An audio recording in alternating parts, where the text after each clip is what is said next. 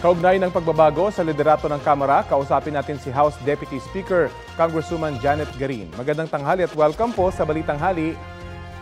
Magandang tanghali at maraming salamat sa pagtawag, Rafi. Apo, ano po yung aasahan ng taong bayan ngayong nagkaroon ng pagbabago sa liderato ng Kongreso?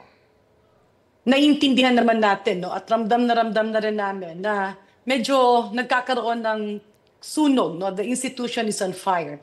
At kailangan maibalik ang tiwala ng taong bayan sa Kongreso. Napaka-importante nito.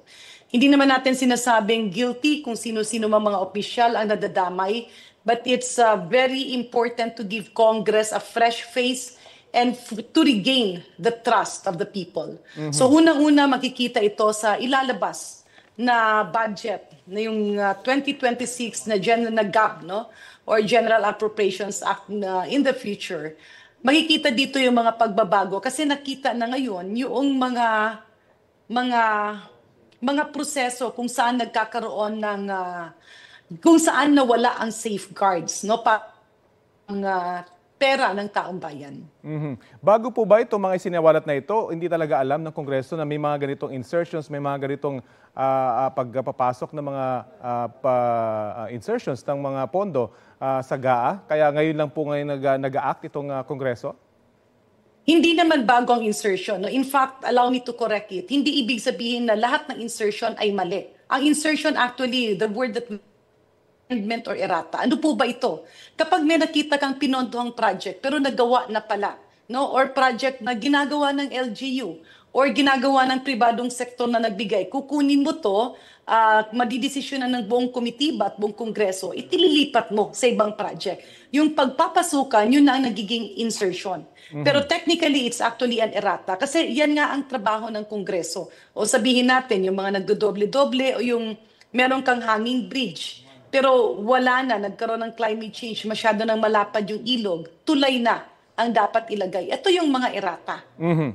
Pero so ang sinasabi po ninyo, yung insertions per se hindi masama, pero ito po yung naabuso. Yes, definitely. No? Yung magandang bagay na parte ng trabaho ng Kongreso para ayusin, yan yung check and balance na abuso. Parang meron, kasi talaga naman, example, merong mga programa, let's say computerization, pero nakita naman natin na wala naman pala pa yung building.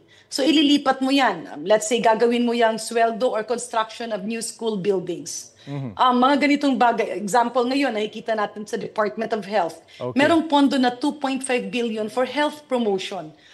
Importante ang health promotion, pero hindi kailangan ng 2.5 billion yan. Kasi usually, nasa 500 million lang yan to 1 billion. So, yung 1.5, i-errata mo yan. I-insert mo sa panibagong programa. Okay. Alin ba yung mga ospital na kulang?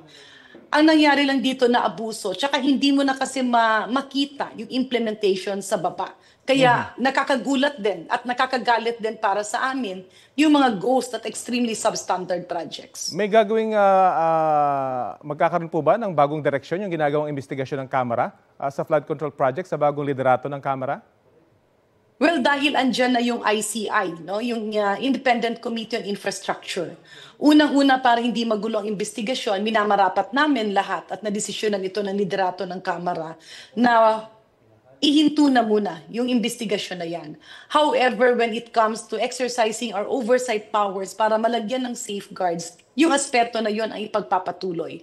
Ang malaking bagay na maitutulong ng Kongreso ay mabigyan ng platform kung sino man yung mga mapangalanan, maybe wrongly accused or pwedeng politika yan, pwede namang totoo yan, mag-cooperate, the cooperation, the full cooperation of the institution, no, para bigyang daan ang investigasyon at itulungan, no, na maglantad at makasagot yung mga kasamahan namin sa Kongreso na madadawit, ayun ay malaking tulong, no, para talagang malinawan at makita saan at paano ito nangyari. Nabanggit niyo po, ititigil na ng Kongreso yung inyong investigasyon. Paano po yung ibang pwede pang mabanggit dito? For example, ang sinasabi ngayon at nagbitiw na ang dating leader ng Kamara ay pwede na siyang mabanggit at maimbestigahan. Well, before he left office, when Speaker Martin Romualdez signified his intention to resign, marami ang nagtanong bakit, no? Kasi baka mamaya ma-misconstrued, no, as guilt.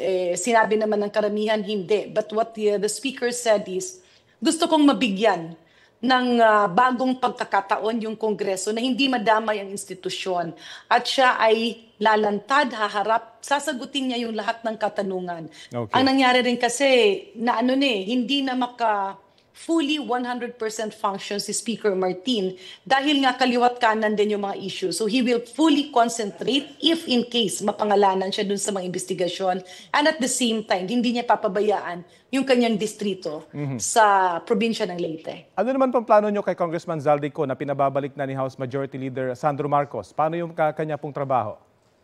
Actually, sa pagkakaintindi namin, medyo matagal na rin siyang kinukumbinsi ni Speaker Martin na makabalik nga.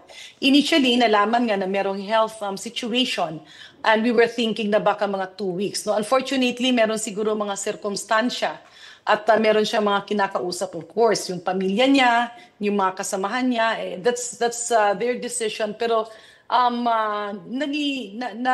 nagdadasal kami na para maliwanagan yung lahat na ito is mabigyan ng pagkakataon na magsalita siya, marinig siya, para kami mismo malaman rin namin at malagyan ng safeguards. We want to know saan ang naging problema. And we also want to, kasi ang hirap ngayon hindi namin alam saan dito yung sa Kongreso, sa House, saan naman dito yung sa Senado.